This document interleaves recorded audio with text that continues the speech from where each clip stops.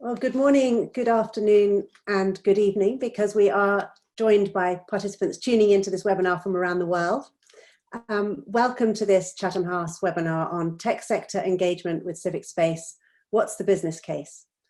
My name is Harriet Moynihan. I'm a senior research fellow in the International Law Programme at Chatham House, and I'm delighted to be chairing this webinar today. Emerging technologies have created new opportunities for inclusive and democratic civic participation. Online platforms, internet providers and software designers have provided important channels for the exercise of freedom of expression, freedom of assembly, and freedom from discrimination. Online civic space is increasingly important for civil society actors operating under repressive governments, and tech companies form a highly influential group in the protection and support of such actors. But at the same time, we know that the tech sector can also present unique threats to civic space in the form of privacy violations and enabling of state surveillance, instances of hate speech and extremism, as well as misinformation and disinformation. In this webinar, I'm joined by 4 expert panelists to discuss some positive examples of where the tech sector has supported and defended civil society space, but also some of the barriers that tech sector actors face in this area, and also some of the risks of potential collusion between the tech sector and governments, particularly in the context of repressive regimes. First of all, we have Phil Bloomer, who is the Executive Director of the Business and Human Rights Resource Center.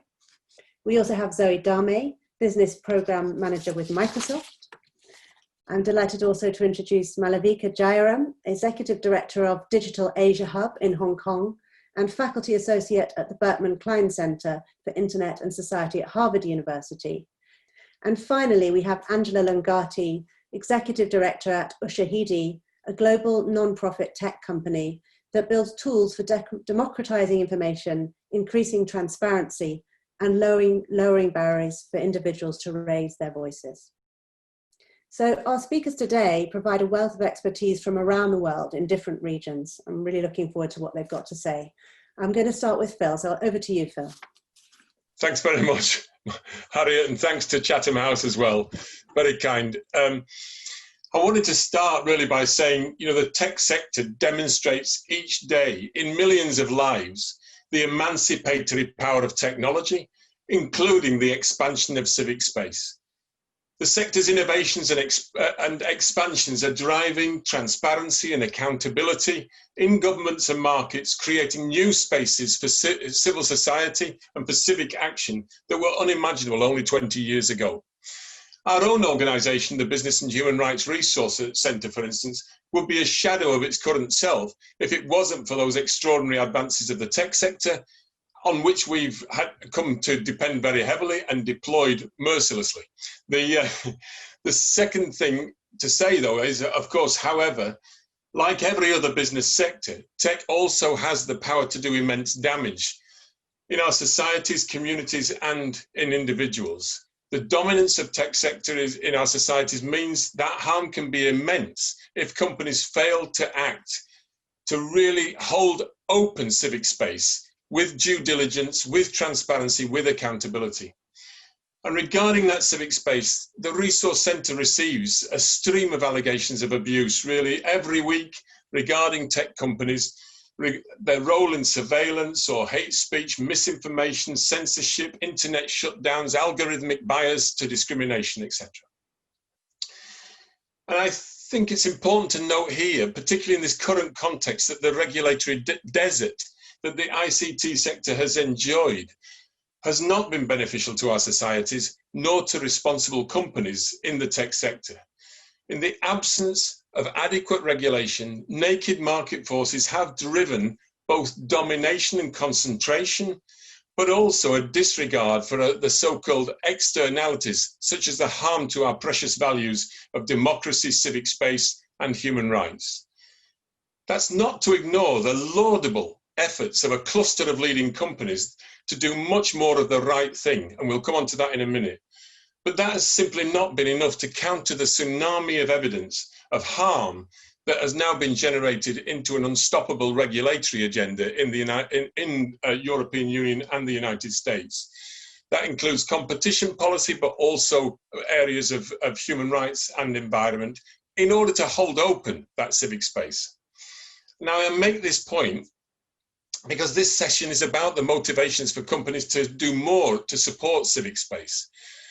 And there are many compelling reasons, but one has to be that the companies need to be far better prepared to know what is effective in the protection of civic space and human rights, in order to be better prepared for the coming regulation and to gain more experience about what works and does not to feed into that effective regulation by legislators.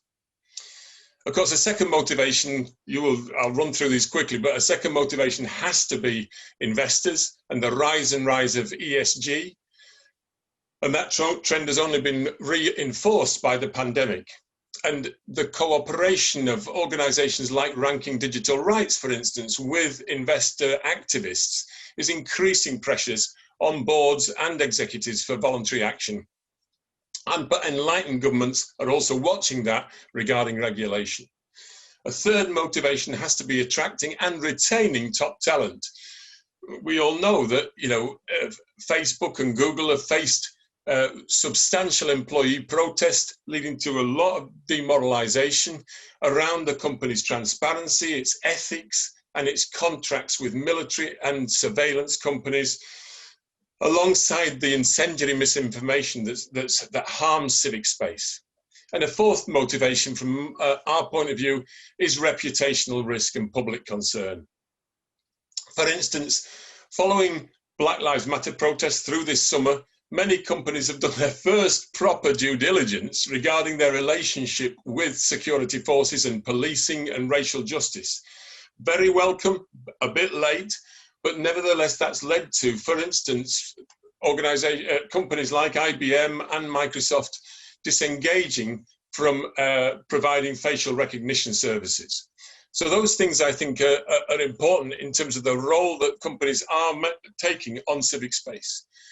But let's move quickly now to say, how can the tech sector actors collaborate and use their influence to uphold civic space and press for the transparency and accountability from governments?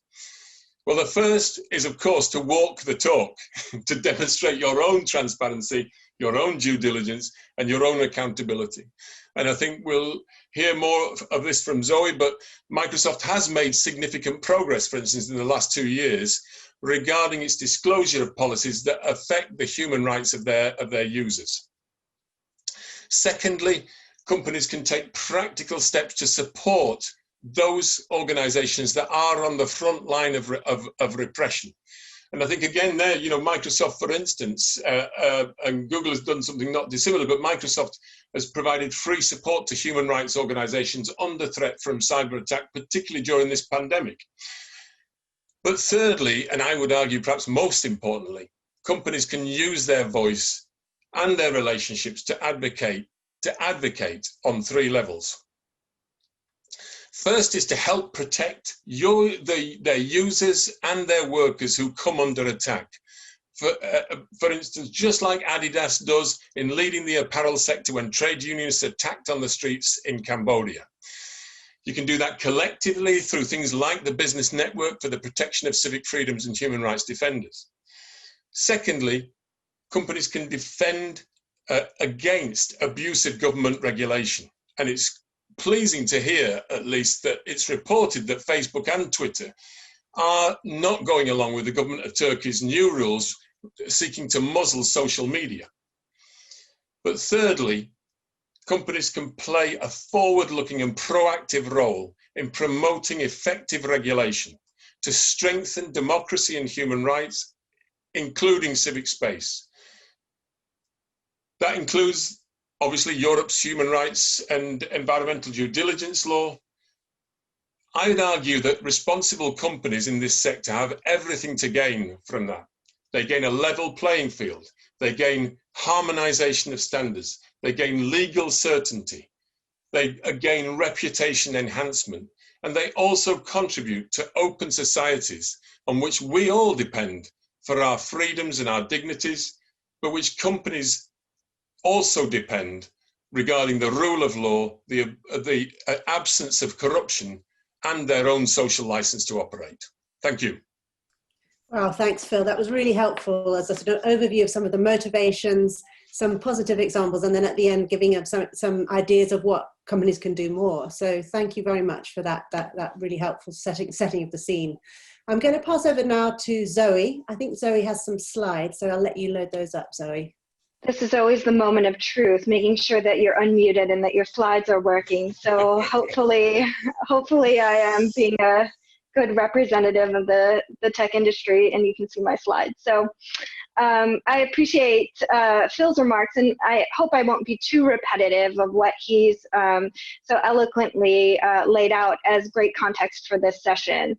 So I just want to start by saying, really I want to start by asking, what is tech's role? That is the title of this session, and it's worth exploring that a little bit, not just as a rhetorical question, but really what does that mean?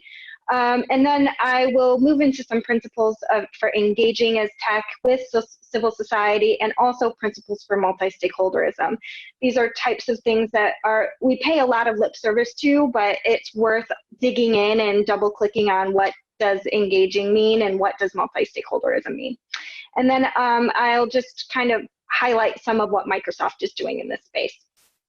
So to really hit home on what is tech's role, I put together this slide. I didn't put names, but you can imagine this is a mix of some pretty high profile politicians and influencers in the tech field who have in the past said things like the Goliath of totalitarianism will be brought down by the David of the microchip, which is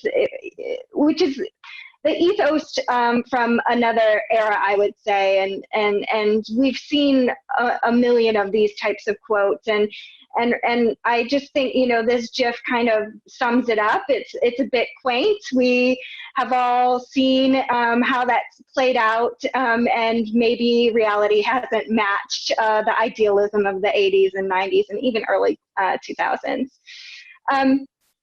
And so, the reason that has been complicated is, of course, what we've seen laid at tech's doorstep in terms of what accountability our industry has or responsibility our industry has after we've seen very high-profile issues with regard to hate speech and misinformation, disinformation, and election interference, as Harriet mentioned, as kind of the litany of horribles that we've really come to grapple with, especially in the past couple of years. And so because of this, you see tech really trying to do the right thing, right? So I can't open any of my social media accounts without them telling me, Zoe, you live in Connecticut, and please go vote on election day, November 3rd. And I appreciate that, and I swear I'm going to vote. I promise you, Reddit, Facebook, and Twitter, that I will vote.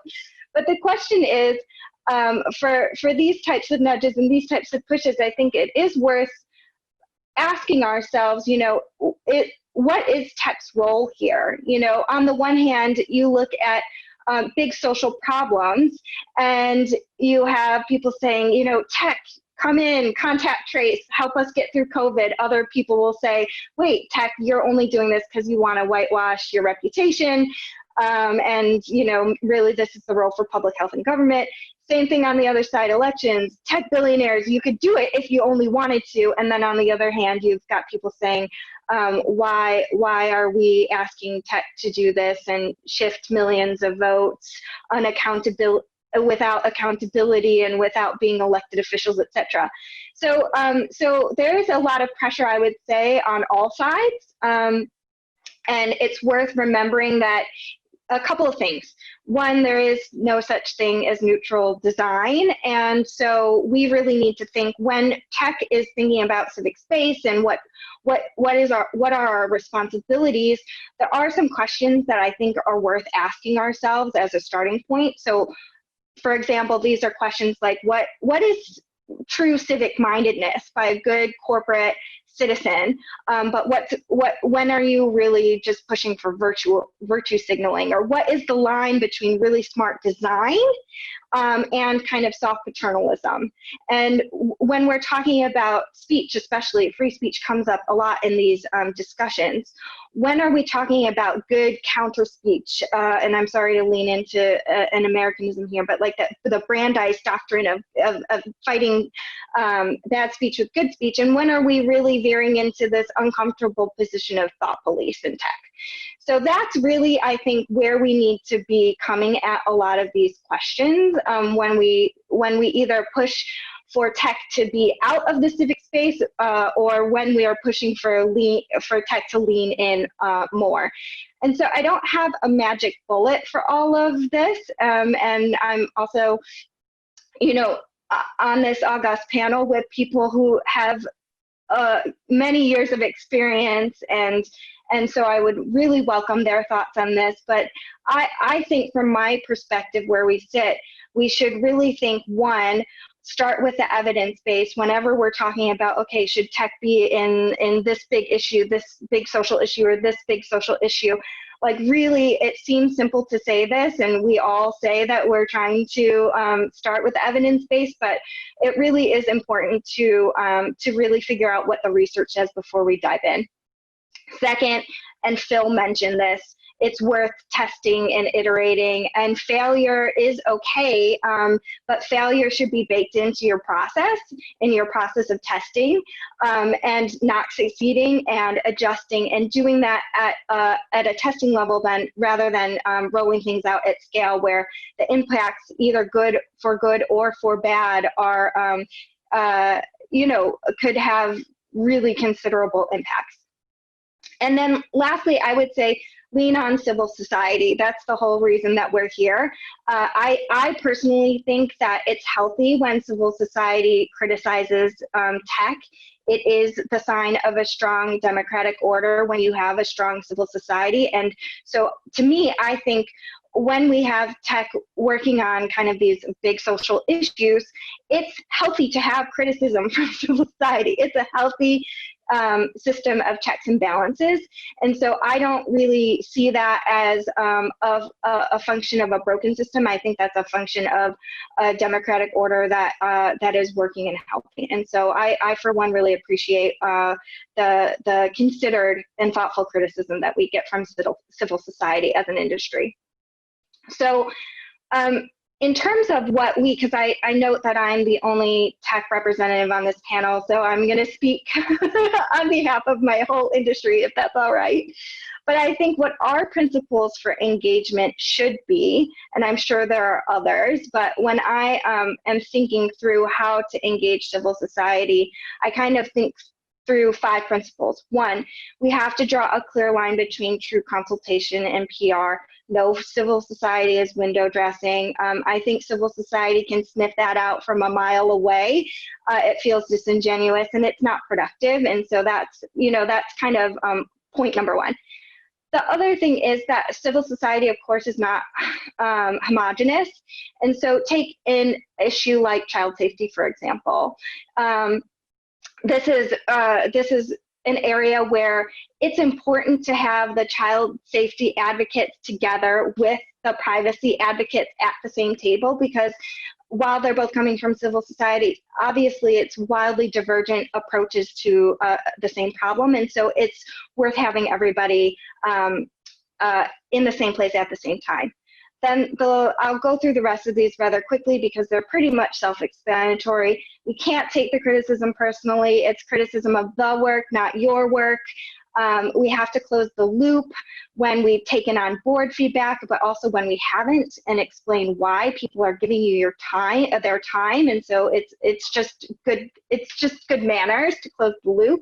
And then really bear in mind resource imbalances. Of course, we'll go to a conference like IGF or RightsCon, and I'll see tweets that say, remember, some people are flying business class and some people are sharing hotel rooms.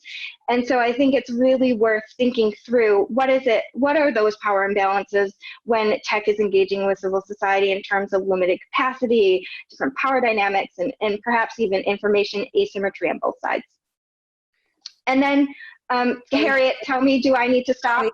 Do you mind? We can hopefully bring this in as part of the Q&A. I really want to hear it, and I can see from this it's really relevant as well. But we just need to make sure we've got time for the Q&A. So we can come back to this, and I'd love if you could make that point as part of the later part of the session. Yeah, happy to. I'll just leave this up because y'all can read, certainly. So I'll hand it back to Harriet, and thank you guys so much. All right, thank you very much, Zoe. I love the way you can bring out some of the nuances, which I think is not surprising because of your background, having worked in government and at the UN, so you have a civil society understanding, which is very helpful now that you're in the tech sector. And I know you've been there for some time and in lots of big companies, so really appreciate your perspective. I'm actually going to move now from the big tech to the smaller tech, and from the for-profit to the not-for-profit. I'm going to turn to Angela now. Because Angela can bring us a very sort of interesting, I think, perspective on how the tech sector can work positively to increase transparency and inclusivity. So over to you, Angela. Thank you, Harriet, and thank you to the Chatham House as well. So I'll try and make my points very brief. At Ushahidi, our goal is to make sure that people have access to technology resources and the skills that they need to fight for social justice and enable social change in their communities. At the core of that is, one, building open source tools that lower barriers of access to critical information during times of need, and enabling interaction for vulnerable groups using low-cost technology tools that they already have access to, things like the mobile phone. And secondly, helping these groups leverage the technology for success through strategic support and training. So we build it, but then we also make sure that they really understand how to attach that to the work that they're doing. In the last 12 years, our tools have been used in various categories of social impact. So you're looking at crisis response, so using first-hand data from affected individuals to inform humanitarian response, for example, during the Nepal earthquake, and most recently to respond to COVID-19 by communities that are self-organizing to provide mutual aid, looking at human rights protection, from tracking sexual harassment against women in Egypt to documenting protests during the Egyptian revolution, really just using the data to create awareness around some of the violations happening around the world. Third, and I think the one that's most pertinent to today's discussion, is good governance, looking at using technology to hold duty bearers to account, upholding the integrity of elections and democracies around the world, and finally, looking at environmental justice as well. So supporting fair treatment and meaningful involvement of people in implementing and enforcing environmental laws. So based on our experience, we've seen that technology has been integral in helping civil society to fight for social justice around the world.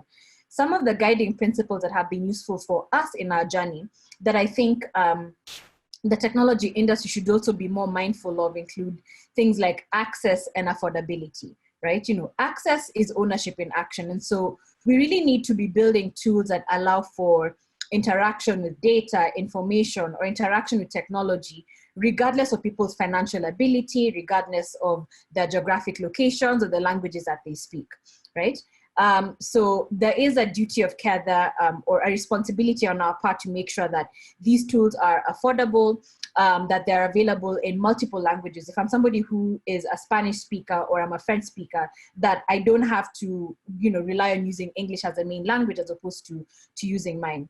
What we've seen is that there are many tools out there that can be useful to civil society, but are largely, they're either too expensive for them to procure or unavailable to them in the languages that they need. And so for us at Ushahidi, this is one of the reasons why we've made sure that our tools are open source, just breaking down that barrier of access, because we recognize the importance of making sure that anyone, anywhere in the world is able to access these tools. The second guiding principle or thing to think about is, inclusive design and development. I think it's alluring to the tech industry to develop sophisticated software, adapt to some of the emerging trends, but it is moot if it only meets the needs of a subset of the world's population. Technology companies need to take time to really understand their audiences and build tools that are appropriate and relevant to the needs of civil society. And that means iterative design and being responsive to feedback. As I said earlier, it seems that technology companies today are, adapting to emerging trends. We're looking at the emergence of the fourth industrial revolution that's coming with things like the Internet of Things, machine learning, and automation. However, it's important to also remember that in many parts of the world, there are aspects of the second and the third industrial revolution that are yet to be experienced. And that's further complicated by the fact that some of these technologies come in and then leapfrog other ones. Case in point, I think there's research that was done by the United Nations in 2013 that reported that more people in the world have access to a mobile phone than basic sanitation. And in the same way, we're seeing all of these new emerging tools coming up. At the same time, there's elements of the third, the digital revolution that are still spreading and maturing across different countries. COVID-19 has come in and further exacerbated these inequalities, with lockdowns having far-reaching social and economic effects on vulnerable populations. So we need to make sure that we are adapting to this new normal in making sure that even as we build to the changing technology landscape, that we're not leaving anybody behind, that we're adapting and building tools that, that people already have access to. And most importantly, the third one that I think has been mentioned by both Phil and Zoe, really thinking about the responsibility that we have to ensure that the tools that we build are not doing more harm than good to vulnerable populations. That we're not enabling collection of data that puts civil society actors at risk of persecution, intimidation, and manipulation. And that we're also doing our best to educate these groups on how to make use of these technology tools safely and securely, and also ensuring that we're adhering to regulations that uphold digital privacy rights. So I'm looking forward to the rest of the discussion. Thank you. Thank you so much, Angela. I think it's been really helpful to hear a positive example, as I say, and one that I think brings out the fact that tech sector can help in terms of support for civil society space at a much earlier stage than the end user. I mean, we often think about the big Facebooks and Microsofts and Googles of this world, but actually if at the very much of the design stage, there are considerations that apply. And it's really interesting to hear your example of a company that's given marginalized people a voice and how technology can do that. So thank you very much. And we look forward to further conversation, but I'm going to pass now on to our final speaker, Malavika, for her thoughts on this issue. Thanks, Harriet. Thanks, everyone. So great to hear all these wonderful insights. I think the first thing I wanted to say was, when it's the tech sector dealing with civil society, that's all well and good and it's wonderful. But I think where the rubber really hits the road is when they're dealing with uncivil society. And I think that's really, really important, right? Like funding and sponsoring and elevating the voices of people who agree with you is really easy to do. But how you engage with people who actually violently disagree with you and actually critique you and hold you accountable, I think that's the real mark of where the tech sector shows its willingness to listen. And where actually you also have the most benefits when they're actually taking on board all of this feedback. And I think one of the ways in which this was really highlighted to me was very, very early on in the days of the biometric ID card in India, where the Aadhaar initiative, when they suddenly realized that, oops, maybe we should talk to this sort of amorphous idea of civil society and see what they have to say. I was at one of the very first meetings where they decided to engage with them. And it was a bunch of people from the open source community, disability rights activists, asking questions that the government hadn't really thought about. And the tech sector, the people who are actually building the tools hadn't really thought about. Everything from, if you're now allowing people to self-identify as male, female, or transgender, what happens to property rights? If I have now decided to self-identify as a T rather than an M or an F, do I lose all the property I inherited as a Hindu Brahmin son in my family, and do I now have to give that all up? That's something the ID program hadn't really thought about, right? So these were the kinds of really interesting questions, like what happens to using biometric identifiers if I have cataracts, or if my thumbprints don't work because of manual labor, or because I don't have hands, right? So I think this was really, really critical, but there was a point at which the tech czars in charge were really annoyed with all of this feedback. And they said, look, this is great. We're glad you have all the time in the world to discuss this. We actually have a project to build. Can you just let us get on with it? And it was very much this idea of any time they spent in the room talking to all of us was preventing them from actually building the tech, right? And at that point, Shekhar Singh from the MKSS organization that has done a lot of really great work around the right to information in India and around farmers and agricultural labor, he turned around to the tech person in charge. And he said, do you know what? You really need to listen to these people, however divergent their views are. Because he said, these are the people who you'll be talking to as your best allies in the future. And he gave an example. He said, when I was trying to, say that villagers need to be rehabilitated before a dam is built and their villages are going to be flooded, like you need to make that arrangement first before you flood the village. He said, I was kind of the radical crazy person saying you need to rehouse people. And he said, along came another activist, the really well-known Medha Patkar, who said no dams. And he said, I became a moderate overnight without having changed my views, right? He said, so all the people who wouldn't take my phone calls now wanted to talk to me because relative to her, I'd shifted along the spectrum, even though I hadn't moved. And I was now the moderate that they were willing to discuss things with.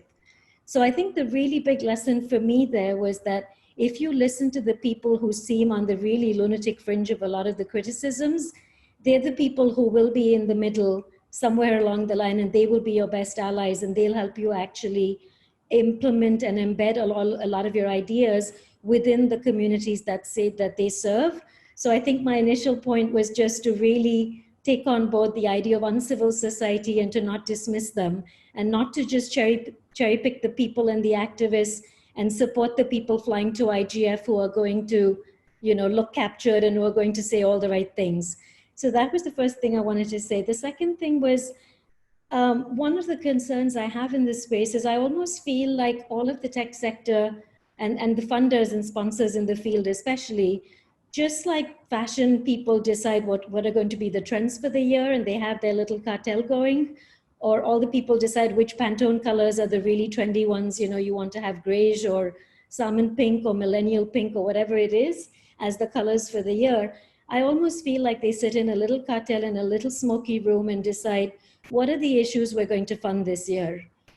This year it's going to be AI, next year it's going to be diversity, the year after it's going to be internet shutdowns. Anything that doesn't fit into that sort of gets left behind.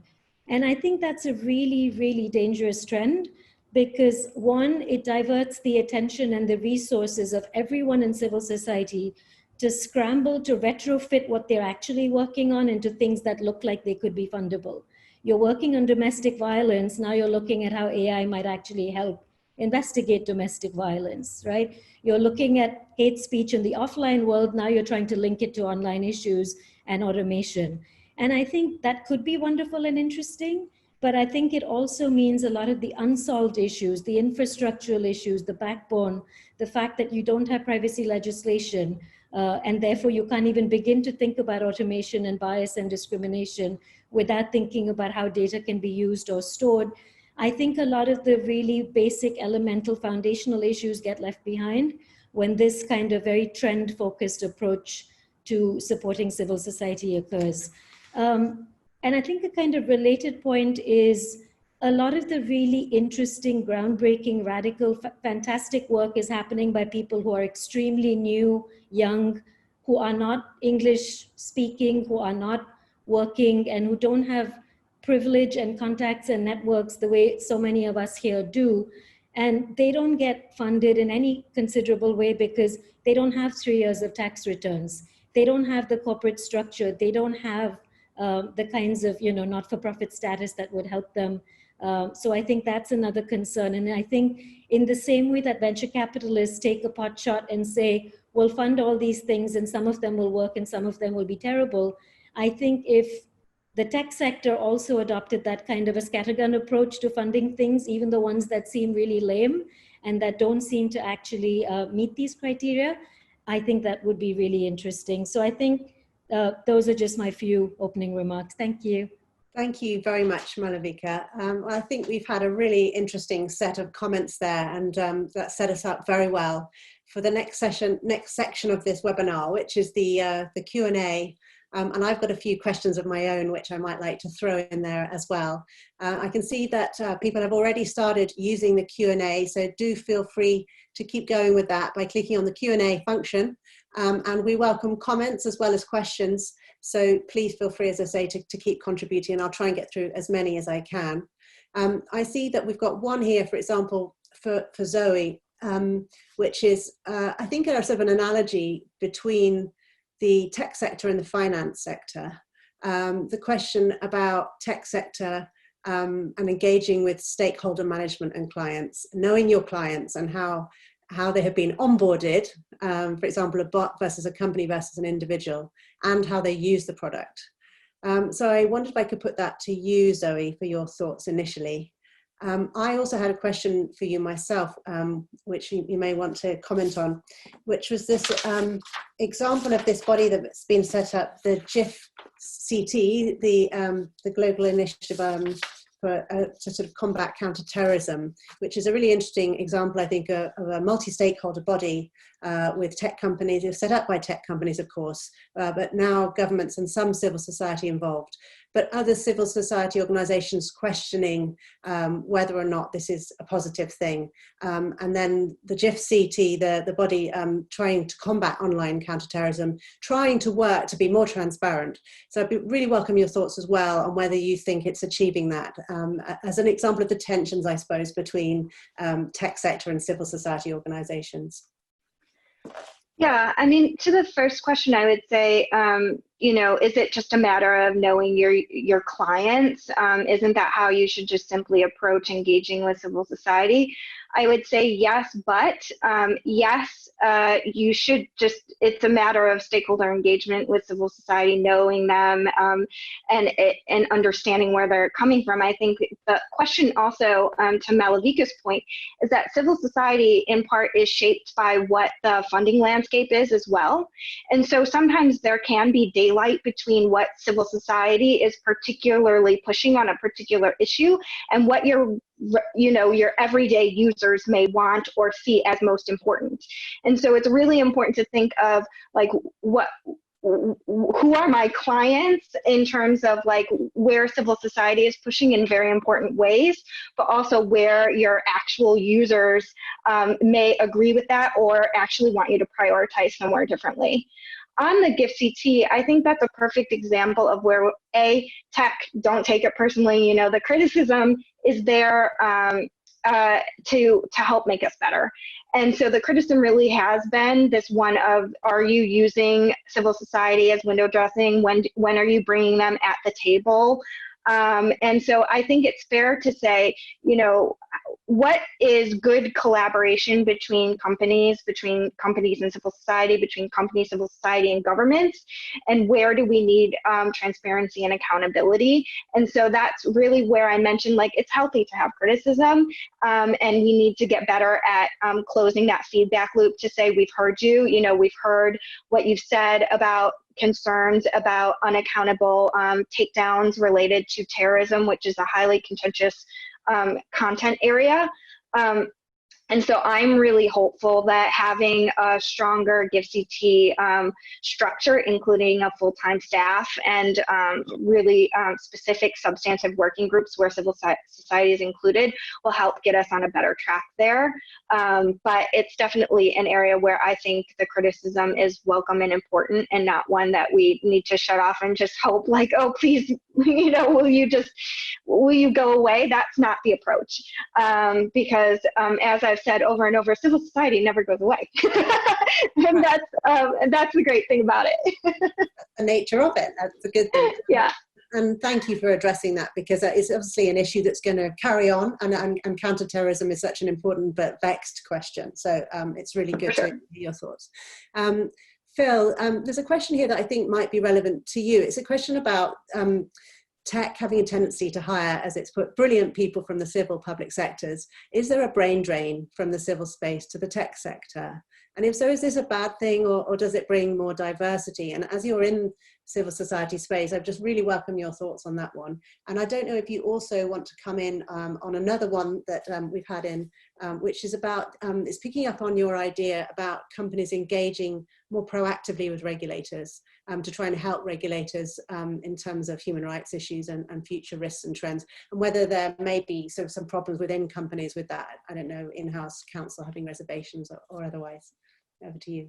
Thanks very much, Harriet. And those are two great questions as well. So thanks very much. Speaking briefly on them, I think, of course, there's a brain drain from civil society into the tech sector. It's under what conditions that occurs as to whether it's helpful or harmful. It's always the case that, you know, there's many reasons why people would want to go into the tech sector. And I've seen people go into that tech sector simply because they've been attracted by a very significant salary difference. But I've also seen a lot of people go in because they realize that being inside, they can start to make a difference and really bring in, I think as Zoe has described, the voices of civil society in a much more constructive fashion, and can act as that liaison, but also the catalyst for a far more mature political relationship. I mean, politics in terms of the administration of power. And that administration of power is fundamentally important to the relationship between civil society and the tech sector. And so in that sense, particularly in terms of this promotion of civic space, which is what our session is about, that can be fundamentally important. So, you know, I, of course, would welcome more people from the tech sector coming to help the resource centre, as I'm sure Angela would, you know, in terms of helping us with our websites and all the other things. But we probably can't afford it. But there still are people crossing over. You know, our tech lead is directly from Microsoft, so a number of years ago. So there is a two-way door. The second thing I think is this fundamental question about the reticence, and I think there's all sorts of reasons that are constantly put up as to why, you know, why companies generally should not do anything that essentially affects their bottom line in the most crude, naked market forces terms. And, you know, to be frank, I saw it when I was working on universal patents regarding pharmaceutical giants and their refusal to make antiretrovirals available to many poor countries during the HIV/AIDS pandemic. Again, we can't possibly collaborate because it'd be impossible. And what happened? Of course, they had to come together and collaborate, and there is no reason, as long as that's being done in clear circumstances, there's no reason why it can't happen. I think in terms of this issue of in-house counsel, that's very important. That, you know, I've seen a lot of in-house counsel basically putting garlic round the door regarding these issues about transparency, let alone liability issues. So, but I think there's a lot of in-house counsel that now understands there is a tidal wave of force for regulation coming in. The best thing they can be doing is be getting on the front foot in terms of describing what will generate a level playing field and prevent the undermining of their responsible companies' best efforts to keep open civic space. Secondly, to gain that legal certainty, which will come from better regulation. And thirdly, the harmonization of standards rather than the proliferation of 1,000 different standards around the world. You know, we see all the time that, you know, good companies are being undermined, that have invested heavily in basically creating social value, are constantly at risk of being taken over by companies that are not creating any social value. Because they can go to shareholders and say, you know what, we can strip out all that social value and give it to you tomorrow as a little bonus for you. Good companies that are investing in social value need some protection. Our societies need some protection from those predatory companies. So that would be arguments I'd give. Thanks, Phil. And it's great that you bring up the kind of regulation that's coming in. There's obviously so much going on at the moment with the Prospective Digital Services Act from the EU. There's also, of course, the UK Online Harms legislation that's due to be published soon. But as Malavika said, there's a kind of distinction, isn't there, between, I suppose, democratic regimes when we're looking at regulation as quite an important part of the puzzle as well as self-regulation. But then in repressive regimes, regulation can actually be part of the problem because it can be a form of censorship. And I think Malavika's point about uncivil societies was very interesting on that note. Malavika, we have had a question about the kind of practice you'd like to see from tech companies. I think it's a really difficult question, but really important one, about whether there are any practical examples that you've seen where this has actually worked well. I mean, you mentioned the importance, for example, of companies working with civil society organizations on the ground to understand the issues properly. Are there any things that you could bring from your own experience, either through your Indian work or through Hong Kong? I mean, I think one thing I do want to mention in this context is the fact that Access Now recently resigned from the partnership on AI. And I think if you actually reverse engineer from that decision and think about what they didn't do well, I think that would be a really great playbook for how the tech sector should actually use and leverage civil society. I think the fact that, and we're a part of it as well, there are so many of us who joined it. I think the way that a lot of us do, because if we're not at the table, even worse things will happen. So I think we use a lot of our time and energy to try and keep spaces more inclusive and to bring ideas into these spaces, even though we suspect that the sort of pro-innovation, pro-AI, pro-surveillance lobby will win. We still feel we can prevent them being even worse than they otherwise would be without our engagement. And the fact that Access Now felt that despite all of those, you know, all the nice ideas up front, that they still felt their voice wasn't heard, that there wasn't a really meaningful engagement for civil society, and they didn't actually end up shifting the needle on any sort of policy inputs or anything else within the partnership on AI, that civil society had an increasingly small role to play. And I think that's a real tragedy, that someone as big and influential as Access Now felt that they had to leave. So I think when civil society is brought into a space, having some kind of rules of engagement about, you know, the fact that some of them are not paying members and others are paying members, to try and sort of figure out some ground rules for how that power imbalance and monetary imbalance doesn't actually change the impact of what's being said. And possibly having a little more oversight and accountability by civil society of tech proposals. And finally, I think I would add as one good example, the Access My Information project in Hong Kong, which was done by Professor Lokman Choi in collaboration with the Citizen Lab, Keyboard Frontline, and many others, where they were trying to do, you know, get information about how telecom companies were responding to access rights and to say what they held about users, how they stored it, when they deleted it, etc. And although the companies were very hesitant to comply and were very resistant to even responding to these requests, over time, the sort of meta result was that they all said it forced them to do internal housekeeping about where they even kept things, who did what, who was responsible, how data flows worked within their organizations, which actually helped them comply with future requests and also helped them avoid liability. So actually, when civil society pushed a telecom provider to do this, it actually ended up making the tech provider more open to dealing with these issues in the future and actually prepared them for these. So I think when you see it not as an antagonistic relationship, but as something that actually helps you improve, I think that's really helpful. And I guess that sort of picks up on Zoe's point as well, that it's not personal, it's about the issue, it's not about the entity. Yeah, thanks, Malavika. That's really helpful, some strong examples of, and I think if we can put a link, I think my colleague Jackie might be able to put a link to the document you just referred to. That would be really good, because I'd like to read that. Angela, I'm going to come to you now. There's been quite a lot of questions that you may want to comment on any of the things that I've mentioned, but I did also have a particular question for you, if I may, which is really interested in the fact that your organization, Ushahidi, is so transparent. It's a totally open source organization.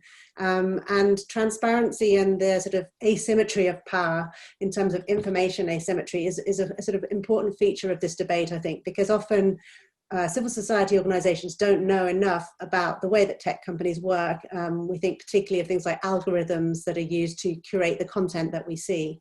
And so I just wondered if you had any thoughts about the importance of transparency and suggestions for how that might be, I suppose, adopted on a bigger scale beyond your own company. Yeah, I think just as you mentioned, being open has been really central and key to yeah. So I was saying, I think it's been central to our strategy in how we build the tool. Just because with us being very transparent about what the things that we're developing and how those impact different people, it's also helped in terms of quality of the product, to be very honest, because in that way we are providing access to not only ourselves, but to the community. And as I said before, access is ownership in action, right? And when you have joint ownership, you have collective responsibility around the direction in which the organization is taking and the direction the product will be taking as well as better knowledge for the people who are using it on how it directly affects them, and input for them to also figure out, what are some of the things that we want and the things that we need. So for us, I think it's been helpful in terms of providing insights into what we need to fix, as well as also keeping the door open for there to be increased collaboration between us and civil society. And in that case as well, it also opens up the opportunity for building stronger trust in that relationship. Thank you, Angela. Thank you. I'm conscious that we only have 5 minutes left, and I want to make sure that all the speakers get a chance to sort of have a final word. But I also want to try and get to the last couple of questions if we can. I think I'm going to go to Zoe for the final word, but as part of that, Zoe, would you be able to give us your thoughts on this question about disinformation? So I know you have experience of this, and I think it's very topical. It's talking about the banning of QAnon by YouTube and Facebook. Does this feed into a sense of persecution among a significant minority in the US who view themselves as essentially being silenced by the mainstream media? I mean, disinformation is a very difficult topic, so sorry to throw that one at you, but it would be really interesting to hear your thoughts on that, and indeed anything else you've heard in just 1 minute before I move to the others for final remarks as well. I would need far more than 1 minute to handle the QAnon question. And I'll caveat that by saying I'm not the team that handles misinformation, disinformation at Microsoft, so I'll be speaking kind of just as a person who follows these issues. I mean, I think this goes back to my point of,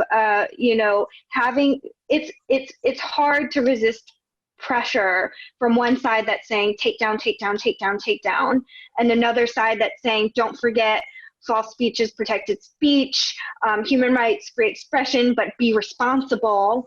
And so really in anything QAnon-like, so even not QAnon, just to go back to my point in building in a process that you're testing and iterating and actually figuring out where the right balance is, it's really critical not to just react to the loudest voice in the room, but to figure out how does this play out 10 steps downstream.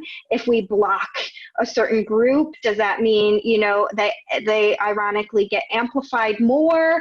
There are so many things to consider, and so that's where I think there's a tension between needing to move fast and actually take the time to consult really well, to hear, okay, from the folks who are more on the leave up spectrum, okay, tell us why and where can we calibrate to leave content up but do it responsibly.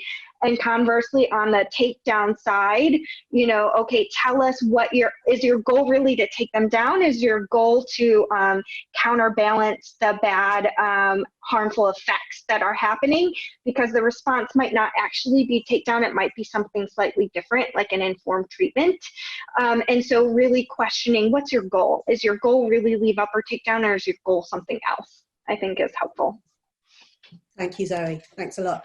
Phil, I'm going to come to you now, if I may. And I wondered if, as part of your final thoughts, you might address a point that Zoe made and that Steve Crown has picked up on as one of the questions, which is about this latest instance of Access Now, kind of the drawing from partnerships on AI, and relating it perhaps to what Zoe said about closing the loop. Any thoughts on that would be welcome, as well as any other final remarks. Thank you. Yeah, I think, firstly, we know, sorry, am I on? Oh, yes, I am. So thanks very much. Very briefly, I think, firstly, just if I could say one point on Zoe's remarks, which I think were very astute. It's very important on things like QAnon that we recognize that the platforms did so much to amplify that voice through their algorithms, and the drive for stickiness meant that the most outrageous parts of incendiary misinformation have been amplified enormously by platforms, and they at least have, as an absolute minimum, have to prevent that utter irresponsibility from happening again, in my opinion.